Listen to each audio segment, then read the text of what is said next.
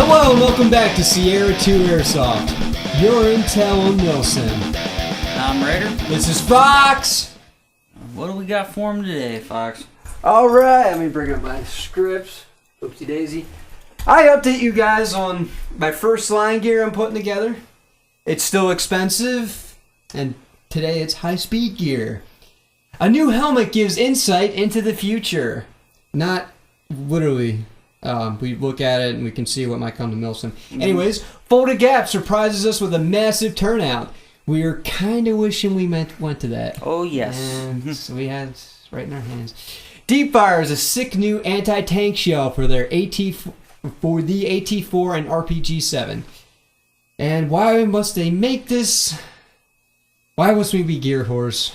Sure. It's simple. Yeah, we might buy this. King Arms has more pics of their VSS. Hopefully it turns out better than their Brees and Thompson. Let's not get into that. Airsoft GI has a new video on knowing your effective range. It's good shit. You should watch it. And we got more World War II replica stuff for you guys, because we can't fucking get enough of it. Oh, yeah. Alright. Just like, oh, spilled that shit. Whoopsies. Alcohol abuse. Yeah. See, that's why I don't have a gun today.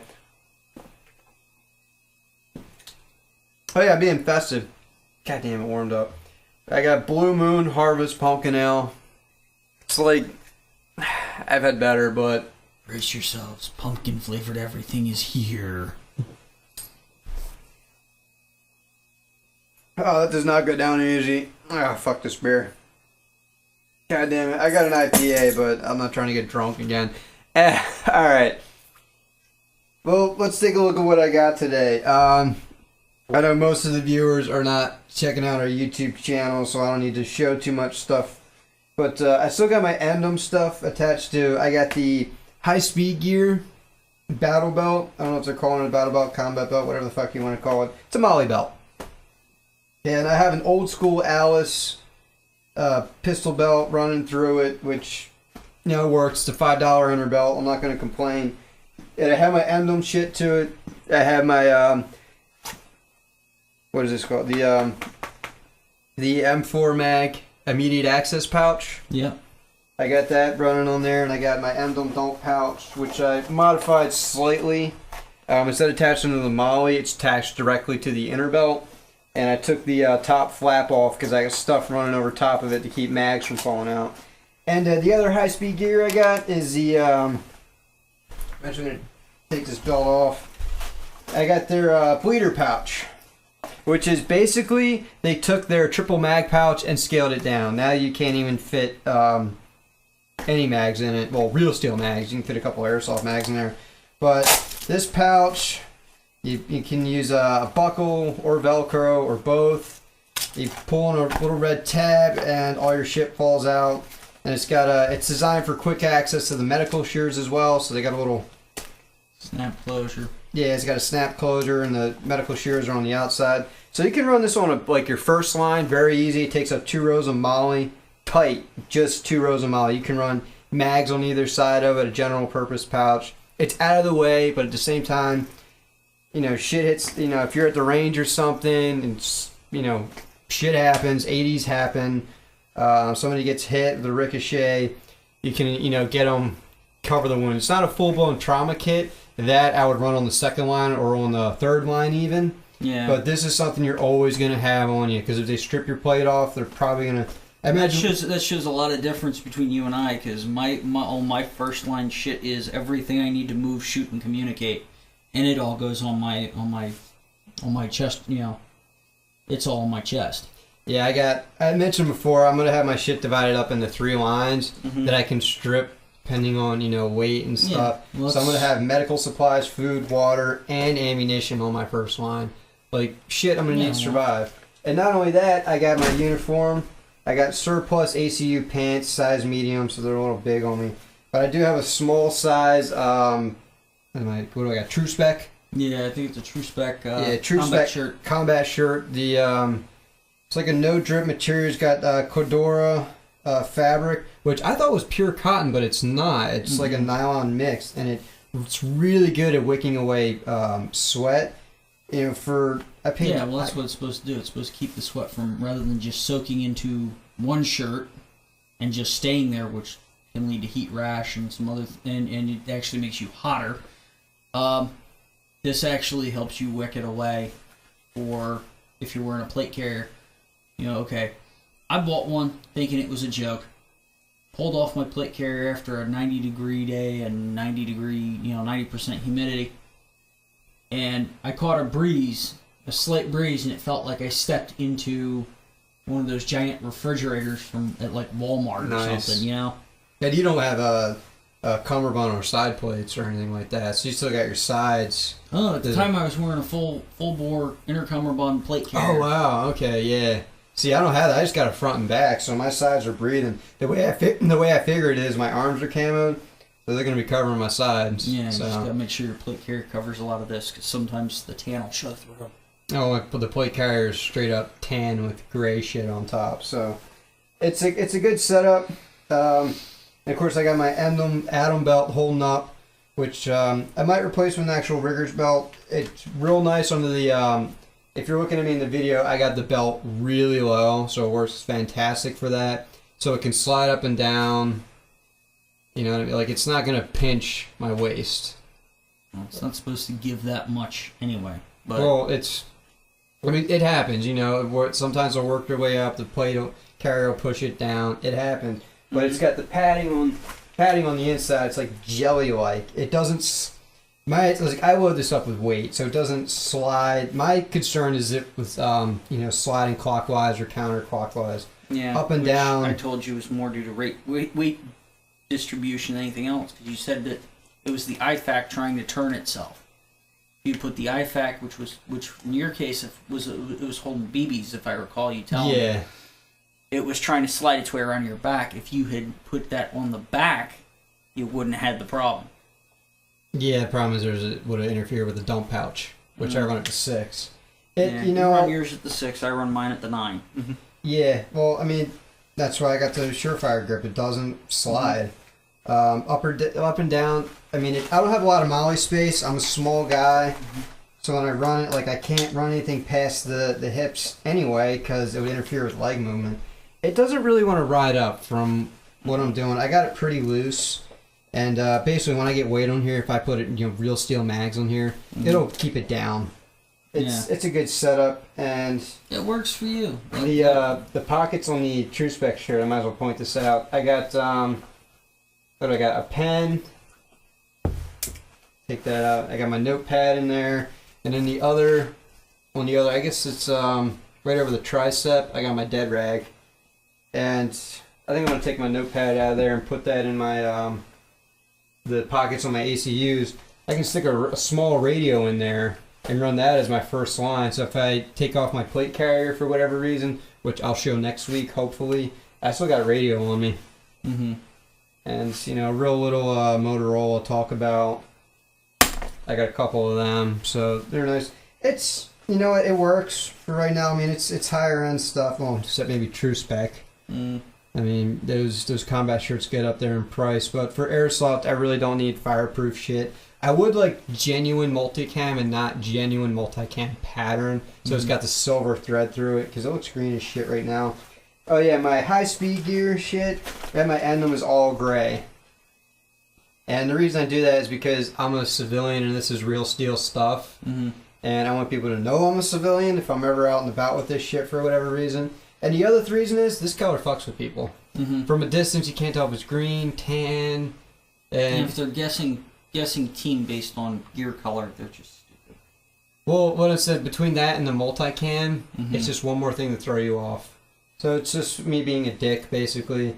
My plate carrier is just going to be tanked because a lot of that low vis stuff is typically not suitable for hardcore milsim. They don't got the drag handles and all that stuff. We end up using a lot of that stuff.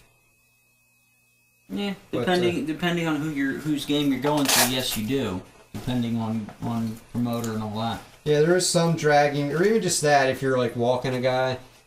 It's cooler to grab the drag handle.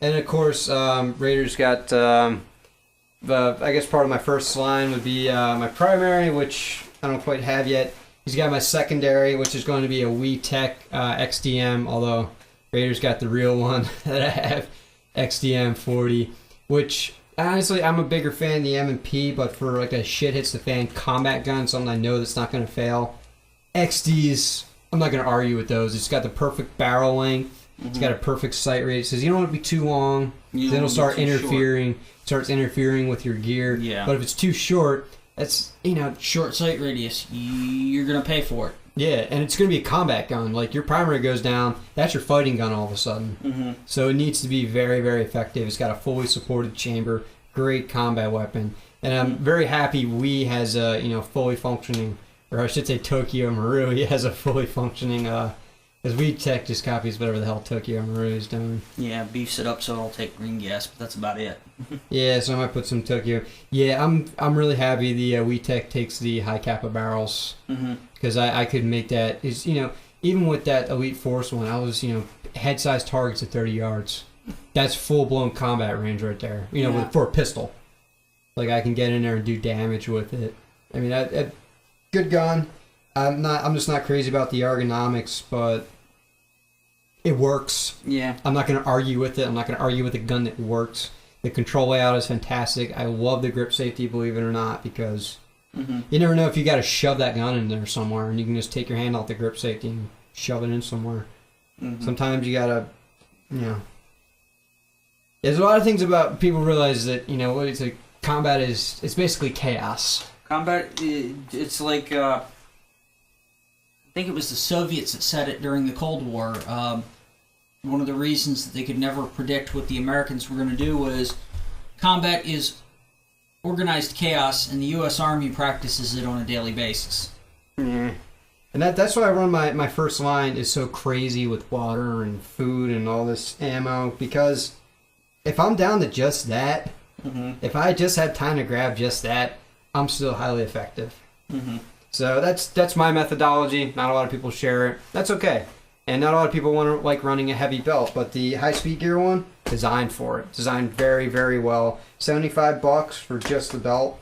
Fantastic gear. And I'm probably going to get a Blackhawk inner belt. Outer, and then you have to get a rigger's belt or something for the inner.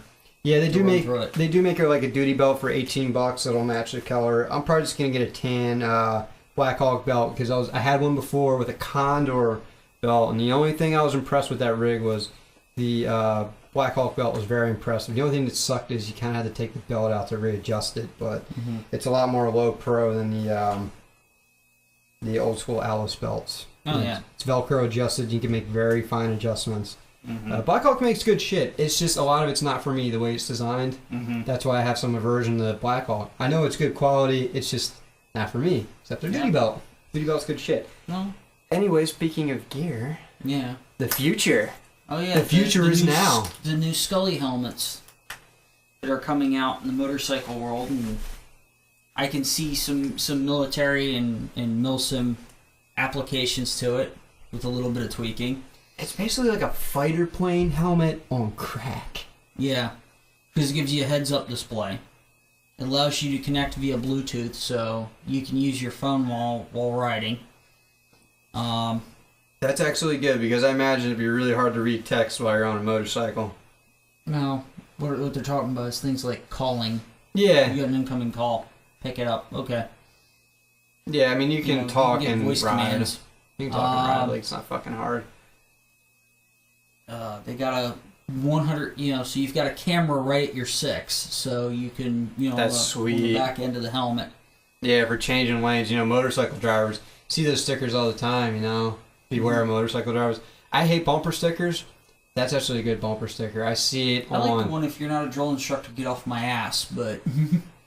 I mean, beware of motorcycle drivers. That's really is something you want to remind people of. Or the one loud pipes save lives, but then again, I'm not in the crotch rocket crowd. If I was going to ride a bike, I'd be riding a Harley. Sorry, I'm in the new and improved, but that's just me. Instead of riding ancient tech, but... Of course, if I could find a World War II Harley with the shaft drive in it, I'd probably ride that. The only motorcycle I ever drove was like an 80cc bike that was bigger than me and probably still is, but... Yeah. That's just... But, there are a couple different applications for this. One, if they can find a way to connect it into like an altimeter, for parachute jumps. I could see paratroopers using it. I could see spec ops using it because it has GPS in it as well, so you can GPS map your location. It'd be great for that kind of a thing.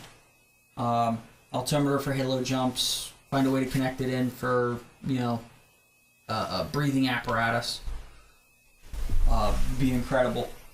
And because it is that crotch rocket style where it has the raisable face shield, so you don't need a separate set of goggles, you are potentially now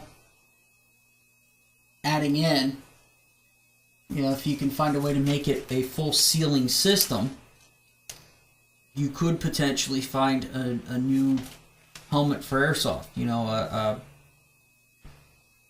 You might be able to axe out the heads-up display and add a jack for a microphone. Yeah, I mean, can you think about it, though? I'm wondering, and this is really getting out there, really getting expensive. I don't know how familiar are people with some, like, augmented reality stuff, or even, you probably know, is it the Apache that follows the eyes, and that's, like, a target? Yeah, the Apache does it. I think also the Cobras do it now. Yeah, well, think about it, though. You get that... The new Whiskey and Yankee... I think it's the Whiskey and Yankee series do it as well. Yeah. Series Cobras. Well, what I'm thinking about something like that is maybe not quite augmented reality, which would be like overlaying targets and shit. I'm talking about just like being able to switch comm channels with your eyes would be pretty intense. Like push a button like on your thumb maybe, and then look at where you want to... which channel you want to be on, click that one. That'd be like an RTO setup, but that would be... That would be fairly impressive. The other nice thing about it is if it's a fully enclosed system. For example, I have a friend, Renna, who wants to play airsoft. She would love to go out and play alongside of me. But there's a problem. She's in college. She's a gender and sexuality major or something like that. Basically, I think she's trying to be Dr. Ruth. But I don't know who that is. Dr. Ruth is the little old lady who digressions, damn it! Who talks about sex all the time. Okay. She's a sex therapist. But I'm kind of like that, but it's usually porn. No, I'm kidding. I don't talk about it, I just watch it. Whatever. But I think every military age male has watched it at one point or another. If you don't watch it, I don't trust you fully. I'm not sure we can really be friends. I'm kidding. But no. During her time at school, she went up to an archaeological dig in New England and got clocked in the head. And now she's got some sort of a condition where if she takes another good blow to the head, it could kill her. Oh, wow. So a full-on helmet would be great. And I knew another guy that had a very similar situation where he always wore a helmet on the field. Yeah, like I'm very, very sensitive to head impacts. Very.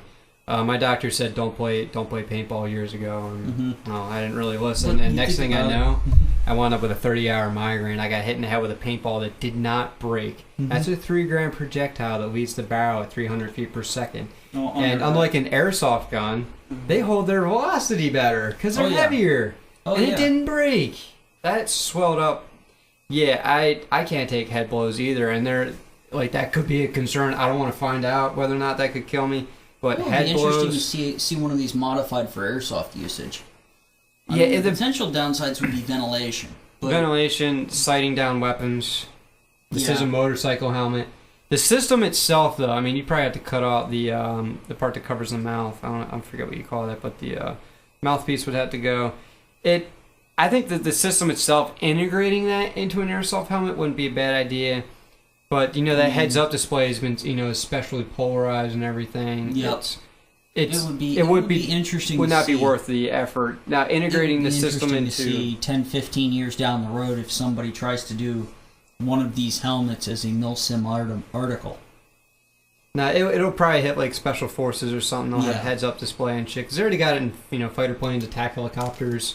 It's just a matter... remember, like, reflector sights used to be, a big thing in World War II. The gunners had those. Now it's on, like, every rifle. So it's just a matter of time. Yeah. Till it's adapted to military use. I mean, my concern is it needs to be rock solid. Like, wiring and everything. I mean, it is a motorcycle helmet. It's not like those things don't go... No, those things don't go through much abuse. Like, if you sustain an impact, it's because something bad happens and you're not concerned about the electronics. You're more concerned about, did you live? Yeah. Are you all still there? Another thing. So that wouldn't be a concern. Whereas in the military, you might bump your head real hard and, oh, I'm fine. Just saw stars a little bit. But you got to keep fighting. You can't just be, oh, I have a concussion, I have to leave, you know? Yeah. Those kinds of blows. And I have been knocked out cold from impacts from skating, impacts to the head, knocked out. Maybe that's why my head's fucked up, because I've been knocked out multiple times. Like, saw stars, knocked unconscious. That would be probably about 3 times. First degree TBI. Mm-hmm. Really? Like, if I've been knocked out 3 times? Potentially, yes. I'm really sensitive to head impacts. Alright. Yeah. That's one of those, like, it's cool, but it needs to be tough. Yeah. And it's at current application, which is fantastic. Now, for airsofters, it wouldn't have to be that tough, but... I would, well, consider how I play. Yeah, I have yet to hit my head on anything. Crazy, man. I'm one of the people that acknowledges that airsoft is a lot faster than real combat, and it's designed to be, because like, how do you describe real combat? It's like moments of intense tedium and boredom, hours of tedium and boredom followed by, seconds of intensity. Seconds. Yep. And, you don't want airsoft to be like that because everyone would be bored. You want it to be more like a video game. Well, yeah. I mean, for some aspects, yes. In some aspects, no. I mean, you're always going to have that element of force on force, like Javier was talking about in one of his articles. You're always going to have that aspect of, you're going to have to take your shift on guard duty. And in this game, guard duty should not be viewed with the same view that I would view it as, oh, man, I got duty again. It should be a lot faster. It's a time to rest. It's a time to rearm. It's a time to... it's a time to rest. I mean, you're not running around like a crazy man out there on the field trying to grab an objective. You're sitting on an objective, so you can afford to do things like take a sitting position, take a prone position, rather than constantly be standing, kneeling, standing, kneeling, standing, kneeling. And it's one of those things. And one of my favorite authors, Rory Miller, says, take every second of lull in action. He's referring to like literal seconds. Yeah. Like you get your bad guy a few feet from you and you got a second to, readjust yourself. Now you might have like 15 minutes before the next assault. Get your shit together. Get your composure together. Guard duty is a fantastic time to really reevaluate the situation. Maybe take some water in. Yep. You might not want to do that in combat because for me, it kind of hurts. If you're not drinking, you're not shooting, you're not reloading, you're not communicating, you're doing something wrong. Plain and simple.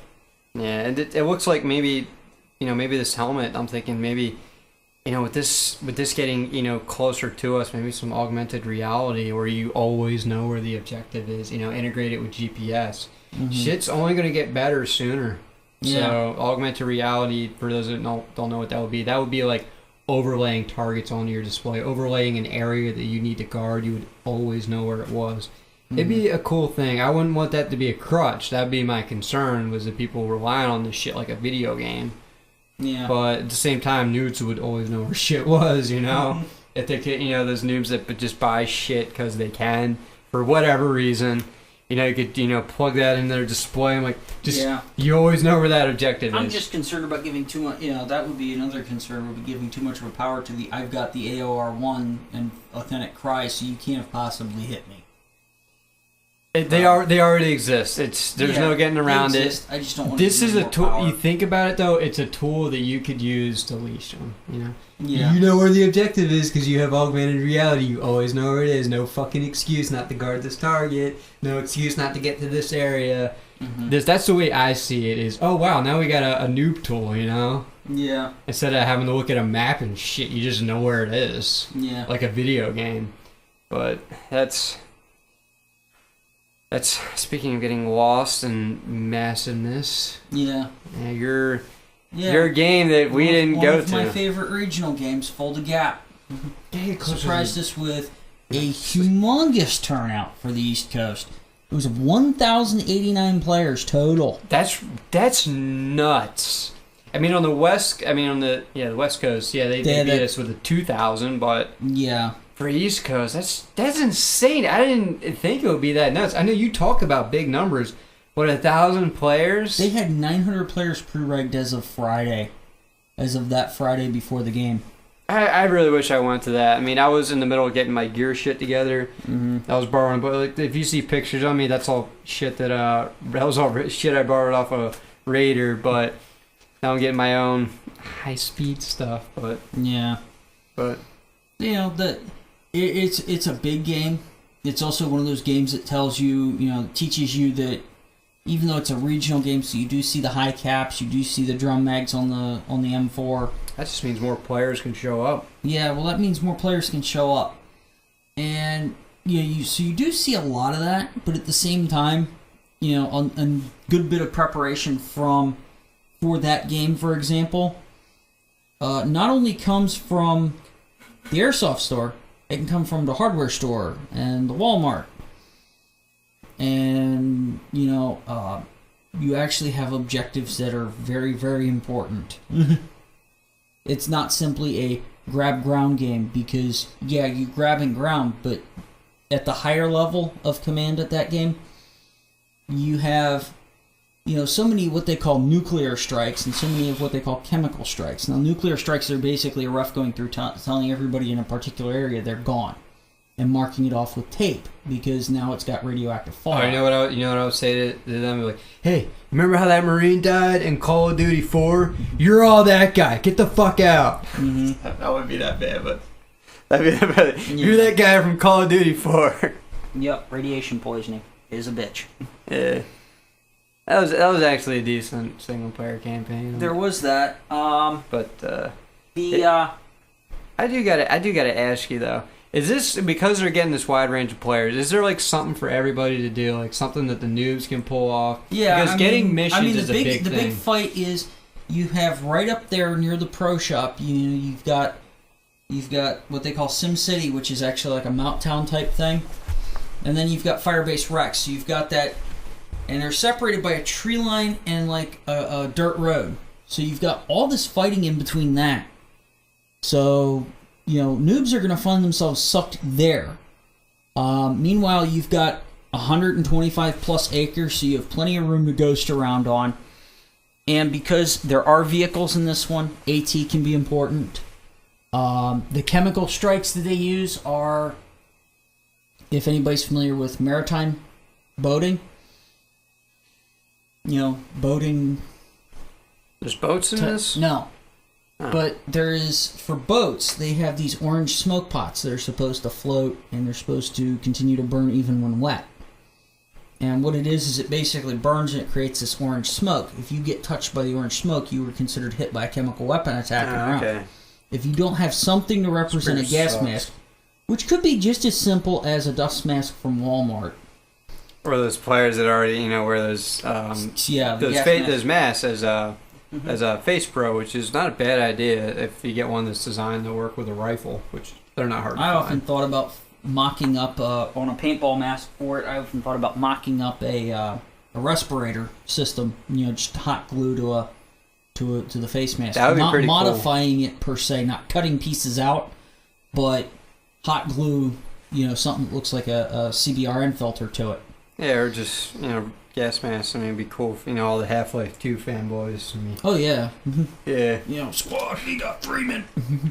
I'm just thinking, you didn't quite directly answer this. Is there always a mission that someone's doing? Because when we were talking about the Milsim issues... Well, what it is it's kind of more a laissez-faire objective. Like, you've got... for example, one year I was told to guard our far left flank. And then you get fragmentary orders or something happens and things are always going to shift. Because what it is those nuclear strikes, they actually cost you points to use. Because now you can no longer use that ground. So this is the people operating at the higher levels, they really have some... I don't want to say quite like video games. They're almost like thinking of almost like an RTS game. I've got these, resources to use. But if they're not always expendable. It's going to cost me in the long run because it's actually going to take points away from my team. We can always get more points. That's kind of neat. That adds to the factor. But what I mean, like missions to the players is like so they can get involved with this higher level stuff. Those noobs that are just standing around trying to kill stuff, do they always have something to do? Do they always have a mission? Because we brought this up in the past that a lot of guys weren't getting missions in recent ops. That's one of those things, if you're not finding a gunfight out there, you're not trying. There's always one going on between racks. Especially with 1,000 players. Yeah. You're going to find some shooting. Yeah, you're always going to find some shooting. Yeah, I wish I would have went to that. It's always between, like I said, it's always between what they call Firebase Rex, which is a kind of a Vietnam-style looking firebase, and SimCity. That period is always a hot spot, so if you're in the mood for trigger time, you can always go there. For those of people who like to sneak around, you've always got that heavily wooded left flank. You've got, or at least left as I've always looked at it, right if you're on the Warsaw side, because I always played NATO. Yeah, that's NATO. Yeah, I always went NATO because one of the units is the 3rd Armored Division. How many My AKs? dad was in the 3rd Armored Division at that time. You gotta bust out the AK-47 one year. How many AKs do you have? Including your Galil? Including my Galil AK variants? Yes, including RPKs, Dragunovs. 4! Yeah, you should maybe play, give some Soviet love, man. I find it hard to do because, like I said, and my dad tells me some funny stories. Like, yeah, they were worried about all these tanks, but yet only 3 out of 10 would be able to move, and they wouldn't have enough gas to get across it. They would have been relying on stealing shit from us. It's all about... Our goal was just to die slowly enough to wait until help arrived. Cold War was all about intimidation. That's all it ever was. Yeah. But this is, a scenario. And all those tank hulls were just smoke and mirrors. Yeah, the Fulda Gap is a scenario of what if we actually did go to war with Russia at the Fulda Gap. Yeah, so it's a pretty cool scenario. It's a pretty cool looking op, and because it's open to a wide range of players, you can get those retarded numbers like over 1,000. And it shocks me because we've been talking about numbers being down for the hardcore milsim ops. I'm wondering if making operations more accessible to casual players is the way to go right now with the way the economy is. Mm-hmm. And me being an insurance agent, I'm going to tell you from inside knowledge that the Affordable Care Act is not going to make shit more affordable. It's not going to help people. I've seen the evidence of that. Mommy and Dad are going to be like, yeah, we're not funding your airsoft trips anymore. So I'm thinking, missions, shit you can qualify for with shitty gear. By the way, I missed blue versus gray because I didn't have boots at the time. Got new boots too, Corcoran combat hikers. That was the other part of my first line I didn't mention. They fucking rock. But anyway, that was why I missed blue versus gray. But yeah, I didn't hear anything about that. I do need to check out. I think did Javier go to that? No, he went to Irene. Okay. He had videos up from Irene. I hadn't seen them. My buddies at the Ravenwood went to there, so I gotta talk to them about that. I'm a little disappointed I don't have a game to talk about, but I've been working 52-hour weeks, and I like my paychecks right now. Mm-hmm. But that's why I got all this cool gear shit. But, yeah, you can afford it. Mm-hmm. Yeah, if you're gonna work hard, I work for my shit, so you work for your if shit. I wasn't doing my overtime, I would just be saving for the car. We used to have a phrasing. We used to have a phrase in the military: "Work hard, play hard." Absolutely. That's actually a sales line too. It's funny. I'm talking to military guys. It's kind of startling how many phrases between the military and sales managers they use the exact same. Like they talk about coachability. They talk about work hard, play hard. It's kind of scary. Yeah, sales is tough. You want to be an agent. You want to get out there and sell. You better put your shit on the line. You better fucking work hard. And, I'm willing to do it. But I'm not gonna lie, I'm doing inbound calls right now. So it takes a workload. You've also done the sales end of it too. Oh yeah, I did it for years straight. I have a hard sales background now. I can say that shit. I'll tell you what though, I'm not timid anymore. Every guy that makes the mistake of looking me in the eye, I will say hi to you. And if you don't say anything, I know he's shy. Yeah, I am so different. This is one of those games of, don't focus on what you don't have. Focus on what you do have and do what you can with it. I know me. I talk a lot about, improvise, adapt, and overcome. Are you back on the dip? Yeah, my patch fell off earlier today, and I can't put another one on until tomorrow. I'm telling you, man, put one under a belly band. Get a belly band for your PPK. Yeah, well, I'd have to see. But goddamn, man. At any rate, I talk a lot about improvise, adapt, overcome, things like that. For example, anti-tank, very simple. I've seen some guys out there with scratch-built anti-tank cannons. We're gonna get into anti-tank in a couple minutes. Vortex rounds. Anti-tank mines made out of those 10-inch pipe plates. Yeah, the deep fire, the rocket, the grenade launchers, the vortex football in the middle.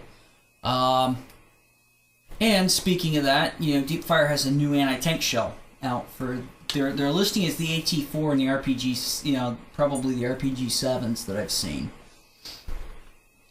This looks like a when I looked at the thing, it looked like a variant of the old Mad Bull shell that had it looked like it had a spike on it with a football stuck in it. They look cool as shit though. It looks like fucking armament. I've seen them, but the thing is, first off, it's really, really long, so you need like a full-size M79 or something to shoot it. You can't stick 6 of these in a revolver launcher and expect it to work. Well, these new Deep Fire, that's what I'm kind of liking about them, is that you need an AT4, you need that shit strapped to your third line. But that's what I kind of like about it. All of a sudden, are we going to see more AT4s all of a sudden if these, rounds become more accessible? Because all of a sudden, I see it and I'm like, I want that. The other big problem with the Deep Fire was, when you looked at it, it was actually formed in 2 halves around it, and it did not have a lot of gas to push that rocket. It looks like he was really arcing the thing for short range. It's one of those things, I'd have to see more videos on it. I'd have to see an unedited, pure, just guy firing the thing at a car. Oh, yeah. I mean, it looks like it has a bigger... It looks like the whole thing was molded not in a shell, but in an integrated way. So the rockets may be more durable. It looks like the nose had some give to it, which it needs. Yeah, because that was one of the biggest problems, because that rocket, when the Mad Bull one would split. This one doesn't look like it'll split. Also, it looked like it may have had a larger gas reservoir. It definitely looks cool. So it would push. Seeing legit RPGs and AT4s operating the way they should be operated. That's pretty fucking cool. That's up in the game. That's up in the simulation level. The immersion. Someone, pops up with an RPG. You can literally shout, RPG! And just hit the fucking deck. Yeah. Get the car out, get the tank out of there, drive your fucking Jeep out of the way. Or if you're going to use armor, use a coordinated armor infantry attack rather than simply, I gotta hide now. Other than simply letting your tank get butchered. You take infantry and you attach it. Your job is to guard the tank. You see a rocket launcher, you see a grenade launcher, you drop them. You see 18 mines ahead of it, drop that.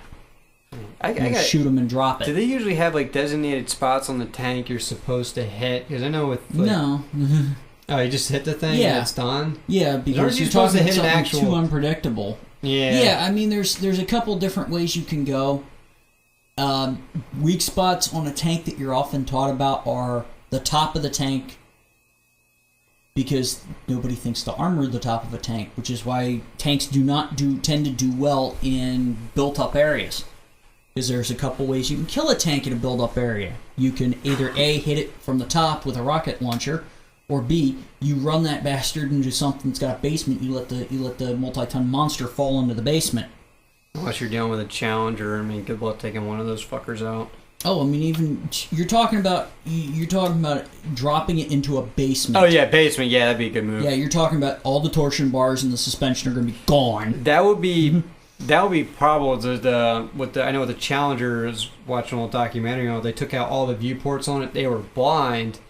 If they were in full retreat mode, and they parked the damn thing. Back those guys, that particular crew, getting them in a basement when that happened.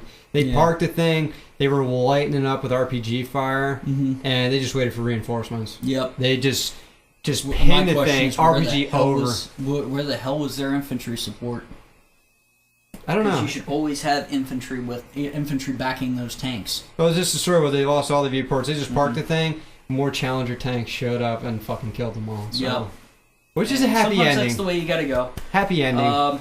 Nobody died on the good side. Enemy casualties. Who the fuck cares? And that's the point to anti-tank. So you've gotten a little bit of anti-tank tactics along with the thing for this potential shell. I like the immersion of a dude having a fucking AT-4 strapped to his backpack. That is so fucking cool. Or being able to shout fucking RPG and a guy with an actual RPG-7 replica. That is... Yeah. I want to see more of that it's shit. Not like some of the ones I've seen that are grenade ported launchers over from the scenario paintball field where it's got a gas line running to it. And I don't like hate that the grenade now. launcher and anti-vehicle weapon. Okay, I can see, okay, you can take out a car with it, but, you know, a tank actually done up. No, Yeah. I don't want to see a grenade launcher taking that out. That's retarded. Well, there actually were documented instances in Longvay where they were overrun by PT-76s, but a number of them were taken out by recoilless rifle fire, which should take out a tank, and M79 grenade launchers. Because you've got, like I said, the top, you can run it into a basement if you're in a build-up area. You've got the tracks, which is a mobility kill. Now they can't move, so you're taking mobility out of their technique. And then you've got the engine, which is usually in behind, except for in the Merkava, which is kind of a special class all of its own, because not only can you not take it out from the top, but the engine's up front. And it can carry its own infantry. Yeah, I'm thinking for like Fulda Gap and M79 taking out a tank, that's within the realms of possibility. Getting back to Fulda Gap, I'd love to bring an M79 to that. I've got one. I have one. I've used it there. I want an M79, but Yeah, just I may get I do up the front, like the just the front end, like the grenade launcher from Quake 4, which was a bullpup of all things. My other favorite for that game would be probably the 320, because if you put the stock off, it looks like M69. It looks like a HK69A1. At least passingly. Yeah. There's something like Fulda Gap. I'd love to bring a grenade launcher for it just to wreck some And the vehicles. HK69, if I'm not mistaken, would have been period correct. I did not know that. That's the other one. Would be.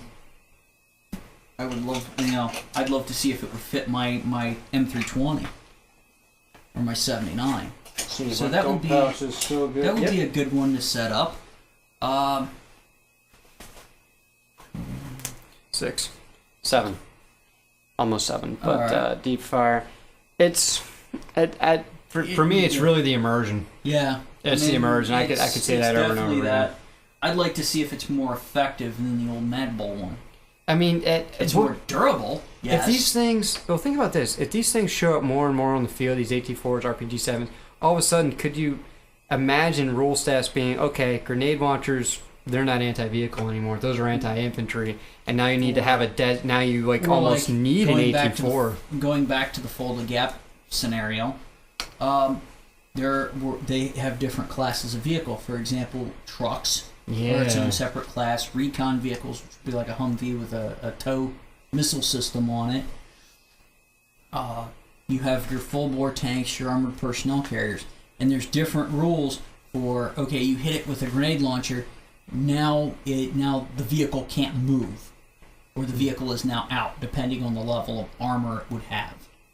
An AT-4 is like, it's fucking done. Yeah. An AT-4 or an anti-tank miner are about the only ways to take out a true tank. Yeah, trucks and recon vehicles, pretty much anything will take them out. Small arms to the driver, or AT mines, or grenade launchers, or rocket launchers, anything like that will take it out. Yeah, something like this could really add, add depth to the play, especially vehicle play. And especially if you're a jaded old player like me, who's done practically everything. Now you've got a new setup, the anti-tank, rocket launcher. Now you can experience so cool. that rush of tanks coming. Now I gotta hold my position, fire. Yeah, I mean, you think about it though, it'd be more that video game in real life stuff. Battlefield 3. Why did so many people want to be engineered? To blow up fucking tanks. You see a tank, you're not scared. I get to blow something up now. That's pretty cool. And you keep talking about Fulda Gap. More Russian stuff on the way. Oh yeah. The King Arms having the recent picks out of their VSS Vintorez, and I was kind of impressed and kind of disappointed at the same time in this one, because first off, King Arms is releasing it with a high cap, which, to be fair, just about every manufacturer does. Classic Army does it. I think about the only ones that don't do it are GMP. Damn it! I kicked the microphone. Or GMP and Tokyo Marui are about the only ones that don't release stuff with a high cap. Yeah, my GMP came with a mid cap. So, you know, it's kind of, you know, okay. It signifies that maybe, you know, you're looking at it from a higher end play, or, you know, higher end play style. Yeah, higher end play, you know, a higher tiered player. I'm not sure how to phrase that. A more seasoned player that's into a hardcore Milsim player. How about that? Mm-hmm. A hardcore Milsim player is looking at that. Oh, it comes with a high cap. This clearly isn't built for me. Yeah. Now, I mean, are they going to come out with mids like they did with the Galil? Yes, more than likely they will, because they're going to know that they're going to you know, lose out on sales to that portion of the market. Because who are the people who have the money? You know, the hardcore Milsim players. Yeah. They got more moolah than the yeah. They got it to burn. As they're used to doing it, the kind of games they got to go to, and they need shit that's going to hold up. And you're packaging something with a high cap. Maybe this wouldn't survive a Milsim game. Yeah. I mean, nothing is going to over time. I was not. Yeah. And to be fair, like I said, I mean, everything loosens up, falls apart. Yeah, loosens up, falls apart.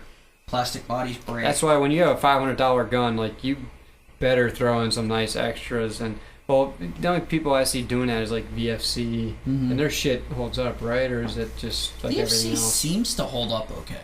Yeah. To be fair, you know, most of the Classic Army stuff I've seen held up reasonably well. Either that or somebody fucked with it before I got a hold of it.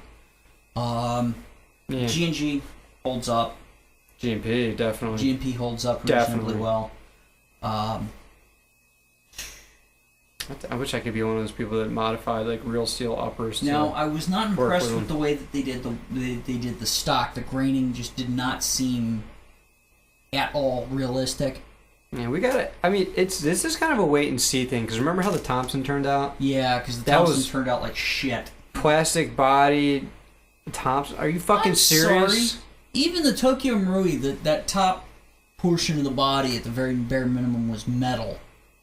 I mean, given it was a pot metal, but, you know... Oh, you get the right zinc alloy, you will have a very tough... It'll hold up better than most aluminum and airsoft, because there's no high-grade aluminum in airsoft or paintball. No, none. It's expensive. You're talking about the stuff that's in 1911 frames. Those aluminum frame ones. Even those lightweight commanders didn't hold up very well. Well, they're under a lot more forces. I'm sure if you made a paintball gun or an airsoft gun out of one of those... like T6 aluminum, it would be a pain in the ass. That's why you see barrels that says T6 aluminum. That's what they make AR-15 receivers out of them. But it's not just the material, it's the machining process as well. That's why Real Steel, I'd love to get a hold of one of their AR-15s. Because that shit will hold up. The way, like, I've seen the machining process. That shit will hold up. Yeah. You're talking about the same grade materials and machining process. You're like, holy shit, this is coming from Asia? But I'm digressing here. I'm just making the point that yes, you can make airsoft stuff that will hold up like Real Steel. Yeah. Nobody does it except maybe Real Steel. So it's just one of those things that is it going to hold up well enough to last a hardcore Milsim player a year? You know, that's pretty good. I mean, if you're going to these games, you're putting it through the paces close. So you shouldn't run it as hard as a Real Steel gun, but shit happens. Yeah. DCs occurs, which is why people like full metal guns.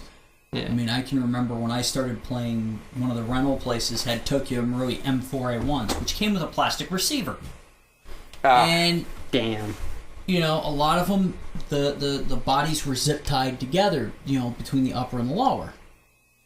But they held up. You know, you're not talking about the whole gun falling apart because the receiver cracked at one point.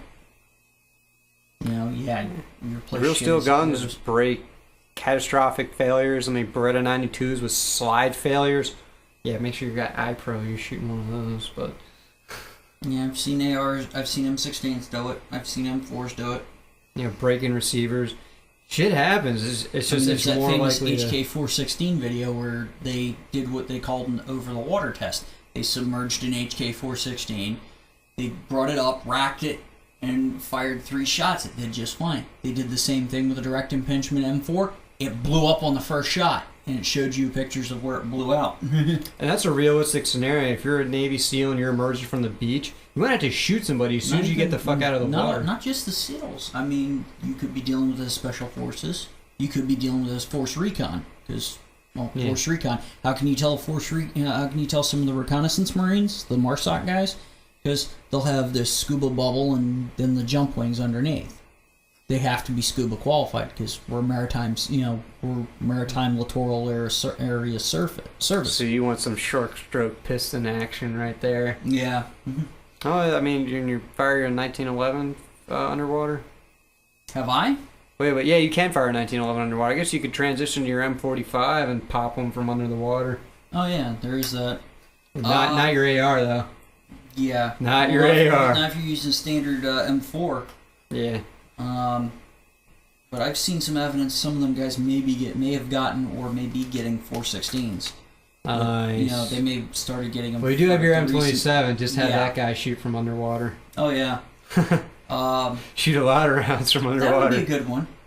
How about that guy that was firing his airsoft gun that you're like emerging from the water? That's pretty cool. Oh yeah, he was using the Ares one, I think. Nice. And I mean, you're talking, he even rode a bicycle down a hill, jumped it off the dock, and fell into the water with it. And still managed to have it fire. So yeah, it can be done. Is it a good idea to do it over a prolonged period? Probably not. But in hardcore milsimmers, they might be emerging from water. Or one of them cases, they're moving along a swamp, they take they take some fire fairly close, they fall into the water. Yeah. Or they fall into a large puddle in a swamp or something. Here's the thing about shit happens.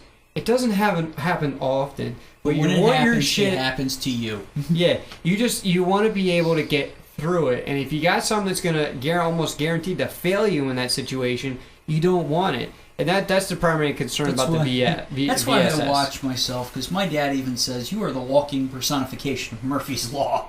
Oh, yeah, we do. It has some footage of you just, going down and not being able to get back up. That's just shit that happens. Yeah. But it happens, and yeah, I should have ran back and got you up, but the way I live, you learn. Yeah, well, the guys I ran with never came back for me, so I guess they kind of ingrained that mentality, but oh well. I gotta break that then. What they did was wrong, so yeah. I'll leave it at that. But I think that's pretty much it. New pictures. It doesn't look as promising as we originally hoped. Yeah, but the design looks very simplistic. Yes, the design looks fantastic, but then again, simplicity does not always equal reliability. Case in point, revolvers versus autos. Yeah. I mean, there is that, but it increases chances because you have less chance of shit breaking. Or even that, just being able to, oh shit, my gearbox broke. I have another one in my backpack. Being able to dismantle it quickly and get it back into action at the dead zone. That would be fucking awesome. Instead of having the, I could, instead of spending money on a backup, or you should still have a backup, but being able to get your primary back into action, because your backup might be a field gun. Mm-hmm. You can't use it, so you can swap the gearbox, get it running. It might be a shitty gearbox, but you can get it back and running. Mm-hmm. That's what I like. The idea in Airsoft is I can swap internals on the fly. Oh yeah. But I think that's what we got about for that.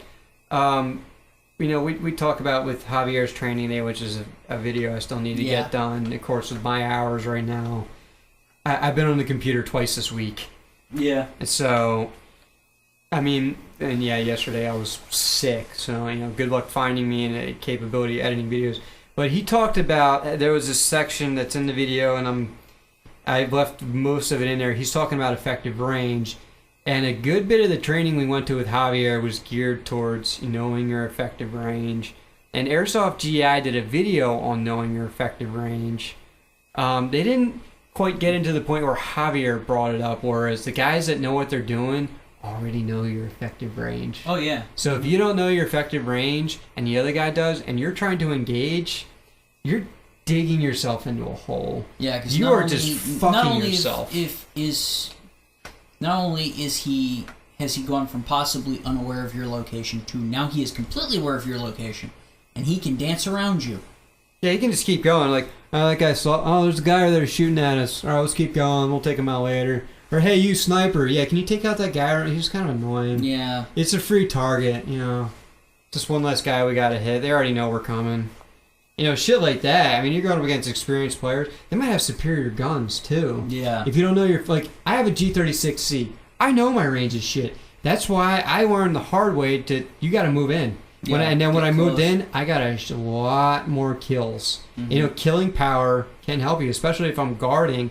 I know to wait for guys to get into my range. That's a big thing. A lot of guys that run, a lot of more experienced players, I know, just keep saying, wait, let them come to you, wait. Of course, I'd be like, oh, no, I'm moving in. Yeah. And even just the waiting, too. I all of a sudden, that little, sissy G36C, all of a sudden, I'm mowing guys down with it because now they're in my effective range.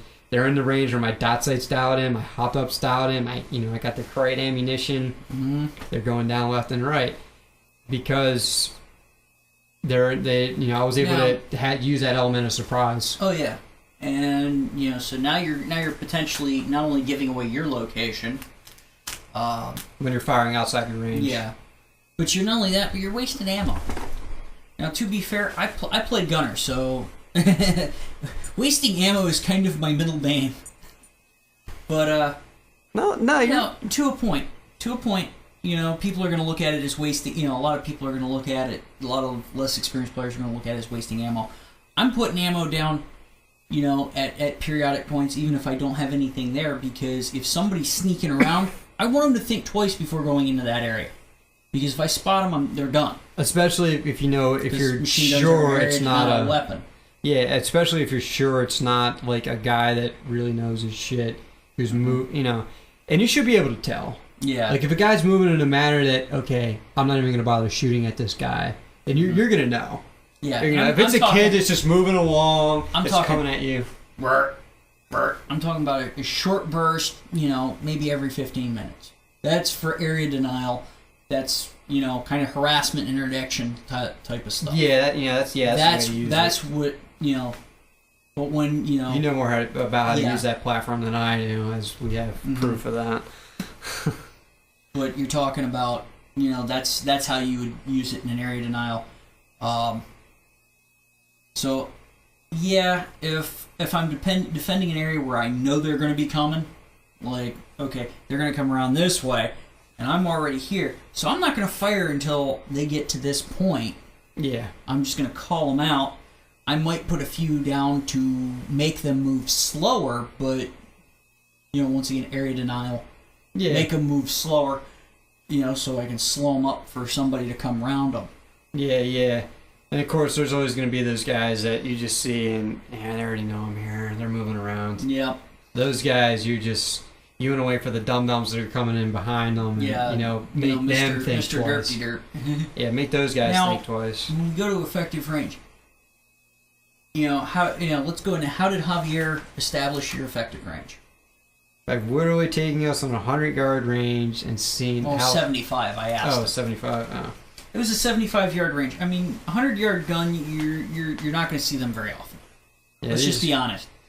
And it doesn't matter the platform. You have to upgrade a fucking Polar Star to get that kind of range. Oh, I've seen it done with AEGs, but no. I mean, even a Polar Star. You buy a PR-15. Don't expect 100 yards. You still gotta fucking R-hop the thing or flat hop whatever. Still gotta get the tight bore in there or the Miracle Barrel or whatever.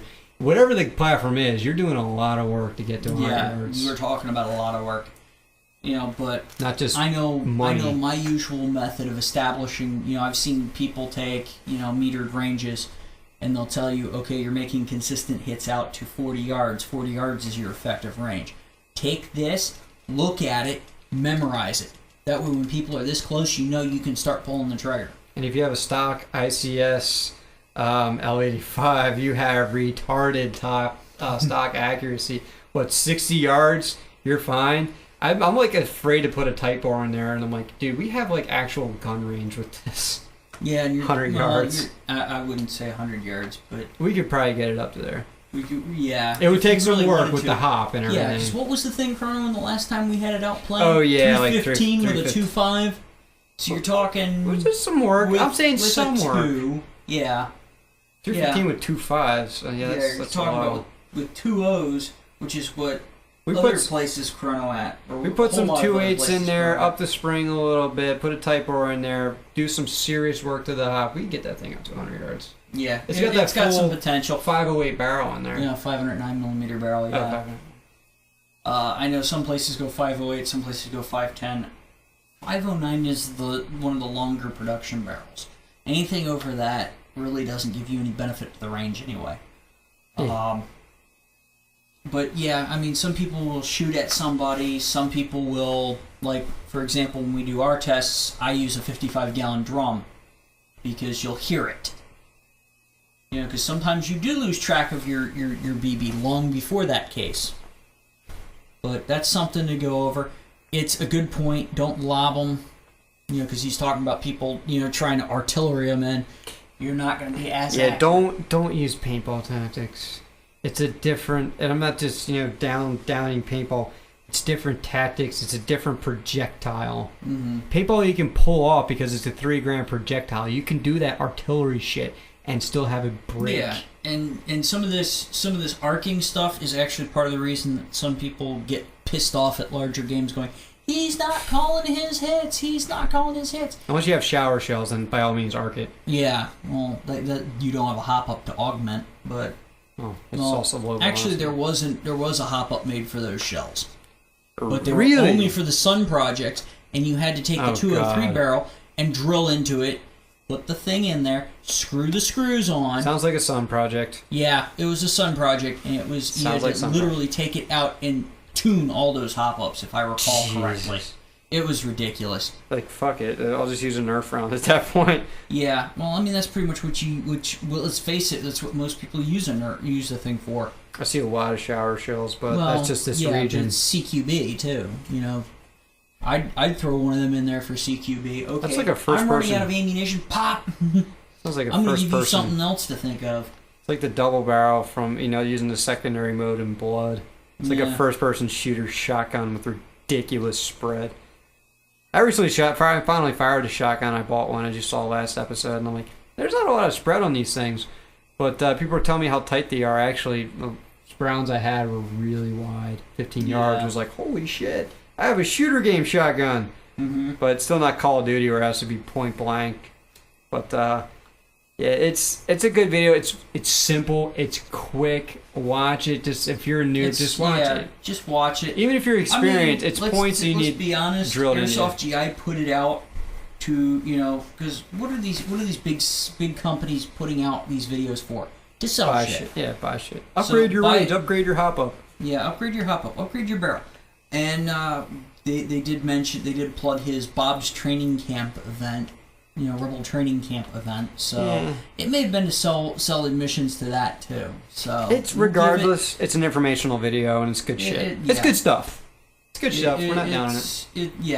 It's a step in the right direction. We plug all shit these too. Clash of Wolverines, Bob's Rebel Training Camp. It's a way of spreading knowledge because obviously they're not doing it at the local level. Yeah, we're about almost wrapped up, but we have more World War II shit. Oh yeah, there was the FG-42. Remember that gun from Call of Duty 5? I love that gun. It had a small magazine, but I also remember it from Day of Defeat too. I didn't like that game. I'm more of a Red Orchestra guy. Well, which reminds me of an article. This was 2004, dude. Red Orchestra was out as a mod, but yeah, it was out as a mod to Unreal Tournament 2004, but. Yeah, it was still amazing. On my computer, but dude, you had a computer back. I had a computer from 2000 that could run Unreal Tournament 2004. But so I feel bad for you. Yeah, but yeah. Why did we bring up Unreal? The ironic part is, I still have that computer. It's upstairs in my room. I primarily use it for playing movies for the kids when they're home and listening to music. So. It still works in an aspect, but no, there's a company out there called Shoei. I remember hearing about them years and years ago because they did an external gas-rigged MG42. Nice. Just recently there was a French blog called Sunday Warriors that did a interview with these guys, and apparently it's a family-run manufacturing shop that does airsoft replica World War II stuff. Nice. FG-42s, MP-44s, MG-42s, as I've said. And they do a lot of these things. And yeah, I think if I was going to buy one of these things, these are usually pretty expensive because they're damn near handmade. I'd have to sell a kidney. Because I remember the showy MG-42s. You still have a beer limited. now and then, so that's not good. Yeah. But, yeah, I remember seeing these things. These things were like $800-900, if I recall. That's not bad. The VFC If somebody wants to refresh my memory, who knows more, I mean, they can always refresh my memory. The VFC BAR was going for like $1,100, which I'm like, yeah. And it came with a 190 round high cap. I was like, I guess like they did what they could, but not putting. I guess they wanted to cut corners and not put in R&D on mags. Yeah. Because there would be R&D on that. There's no getting around that. Yeah. Magazines are complex things, especially airsoft ones. But I feel you. It was a 1918 A1 BAR style, so it actually did have a bipod. Was that a steel? Did it have a steel receiver? Oh yes, it did. Fucking nice. It just had a plastic gearbox. I would have. They really did not put any work into that gun at all. It was all externals. They threw whatever internals they could in. They threw a 190 round M4 high cap mag inside of a BAR shell. Did the cloners have with the M240 gearbox? Did they have metal gearboxes? The cloners? Yeah, I think they do. So that was a more practical application. If you had that kind of money, I would get a cloner and then get the real one. Put the parts in from the internals from the cloners into the legit externals. If you could. That's a 20-pound gun, though. I know the British can't do it, apparently, because then it becomes because then it overpowered. runs into legality issues. But over here, we could pull that off. Because the gun would no longer be, the deactivated BAR that they'd be using would no longer be deactivated. Oh, they're using... deactivated guns. Oh, shit, yeah, no wonder it's $1,100. I'd pay that. That's what the British would be using, for example. But what I'm talking about, yeah, it had a 1918 A1 outer body, but it had, a 1918 original style fire mode. I mean, it was semi and auto. Whereas the 1918 A1s had slow fire, which was like 400 rounds a minute, and fast fire, which was like 550. So it was. So it's a little different. I'm very curious. I couldn't read it because, to be honest, I don't speak French. I used to a little bit. And after some of the things I saw I saw and heard from other guys, who'd been over to the sandbox, I really hate the French. A buddy of mine actually was I'm doing shrugging road right clearance, now. Shrugging. and he found an arms cache with a new manufactured French FAMAS assault rifle. Which means somebody in France was selling the shit because all their arsenals are state-run. They don't have a Remington Arms. They don't have Winchester. They don't have Browning. All that shit would be state-run. So somebody's selling them the shit. Yeah, I'm not getting that's beyond my knowledge base. And then there was the fighter that was found in 2003 outside of Baghdad. It was in a mound of sand. And it was a MiG-29, which, to be fair, they could have gotten from anyone. But the avionics in it were still in French, and were maybe a half step behind the FA-18, which is widely regarded as one of the best fighter attack aircraft in the world right now. There's that one meme that I see about, you're in Iranian airspace, this is an American aircraft, I'm in Iraqi airspace, you were in Iranian airspace, depart now or we will be forced to launch interceptors. This is a Marine Corps FA-18 fighter, send them up, I'll wait. And you see complete silence from the Iranian air defense site. Yeah, they did not want to that FA-18. Pretty much. Yep. Super Hornet is nothing to mess with. It's like Honey Badger. It don't give a shit. Yeah, pretty much.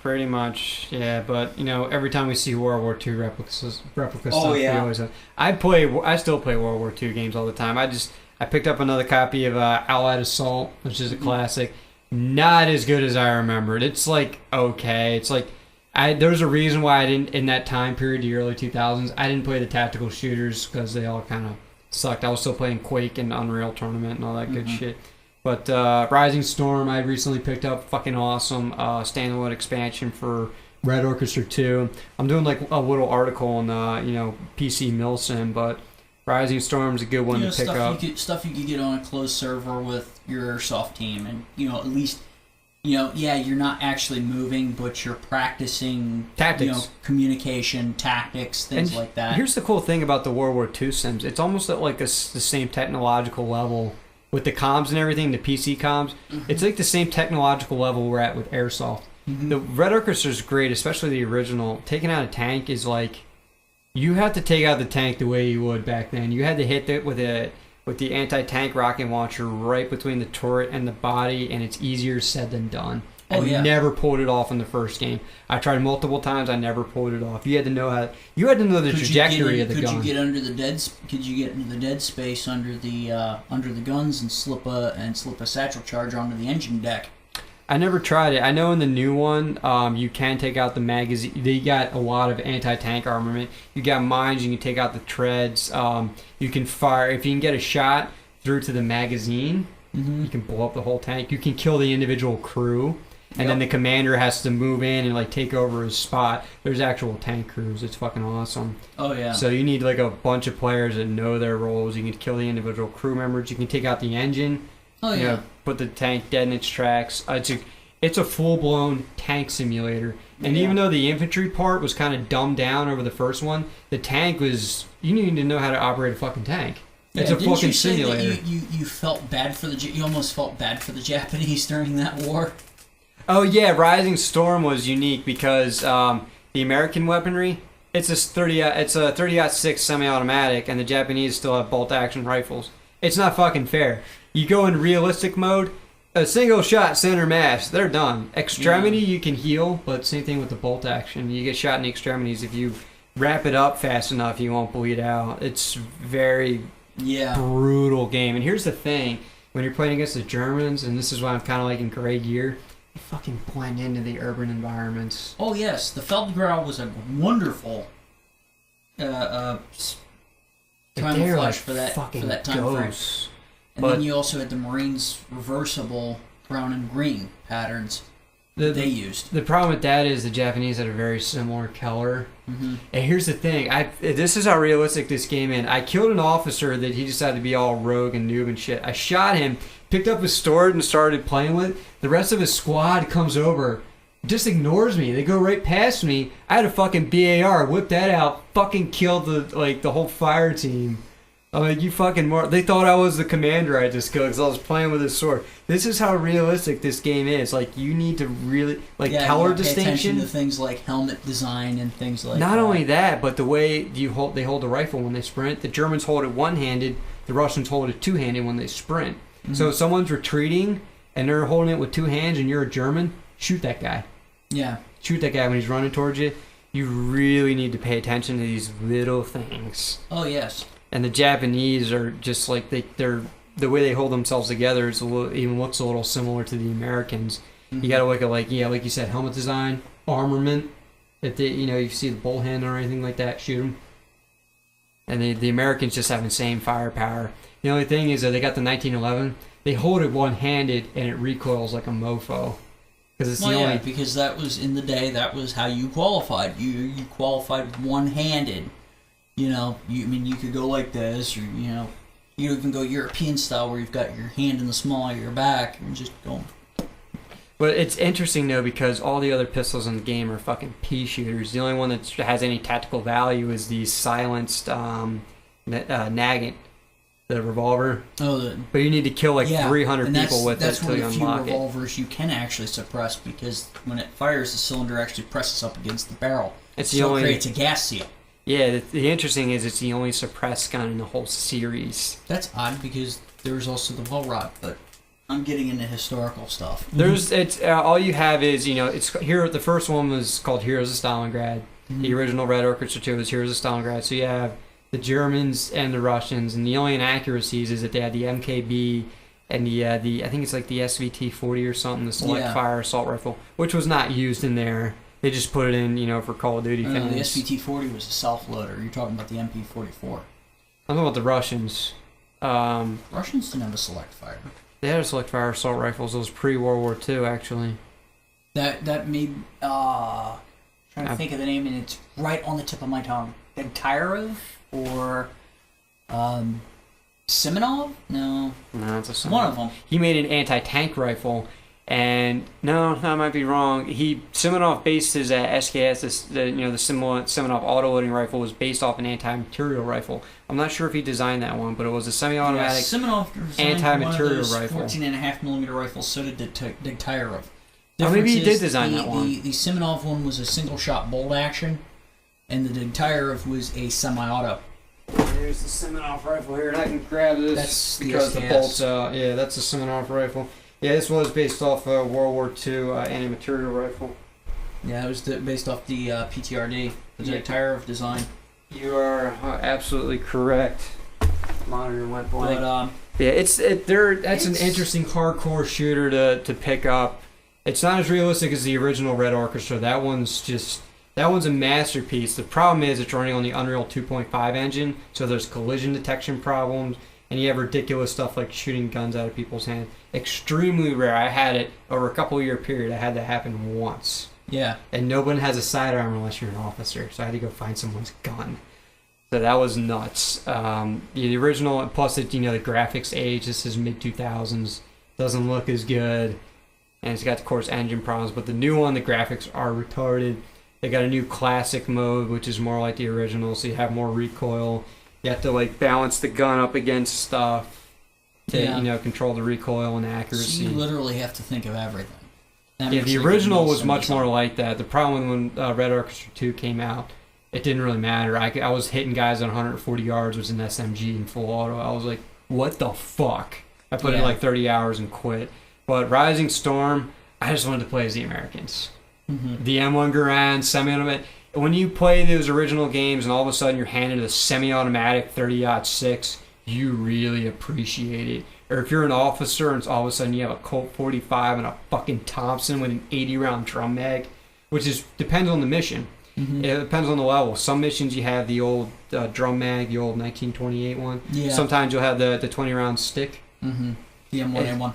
Yeah, or the trench gun. The trench gun is my favorite. 6 in the mag, 1 in the chamber. And the manual of arms, the way the guy reloads it, he does right-handed, but he puts one right in the chamber. You hear it go in. Sticks it in, then he starts reloading. Oh man, I love that trench gun. It's number 4, but I was able to took a couple shots, but I get guys out to 75 yards with it. It's not like a typical first-person shooter where it has retarded spread, but it is number 4 buckshot. Yeah, so it needs 27 pellets. Mm-hmm. Need a little convincing once you get to 50 yards, but yeah, I love that game so much. It's got me back into it, but during the article I'm working, I also got the Armor series. Another hardcore shooter would be Joint Ops. You ever played Delta Force? Yes, the original. I did. Yeah, Delta Force 2, man, it's oldie but goldie. I don't know if you saw that article. I saw a little bit of it, yeah. Oh, yeah, Full Spectrum Warrior, which I have for Xbox and PC. I got some of the RTS stuff in there, but Raider might know that stuff better than me. Probably Company Heroes is another I played a little bit of that one at one point. I'm going to go over it probably more in depth another time. I'm probably going to split the thing into 3 different articles because it was getting long. It's another one of the couple articles I've been working on that just need to get done. I think I'm going to post the SMG one up. Okay. So, because that's a cool... that was a cool... When you read it, that was a cool article, right? The guns I picked out. Mm-hmm. Especially the... what are my favorites? The PM63 and the... what's the James Bond one I like? The Spectre, yeah. Oh, yeah. Yeah, good shit. I'll get that one up. I guess that's about it. We're going... I think we're going way over, but... Yeah, so good shit, right? And I think we've talked about a lot of good stuff. Good shit. I know I think we're coming Javier's got another article coming out. I'm gonna look at that one and we'll talk about it next week. He went over Irene. We're gonna plug that. Javier's got an article on Irene. We'll read it and talk about it. Yeah, we just didn't have time today. We just got a message from him tonight, asking us to check it out, and we'll post up something on Facebook. I'm not on the computer during the week, so Raiders got to post shit on the Facebook page. Yeah, fuck Twitter. I don't have a smartphone, so I can't really get on that account. But that's one thing. But that's about all the time we got for now. Cue the metal music. Until next time, Fox.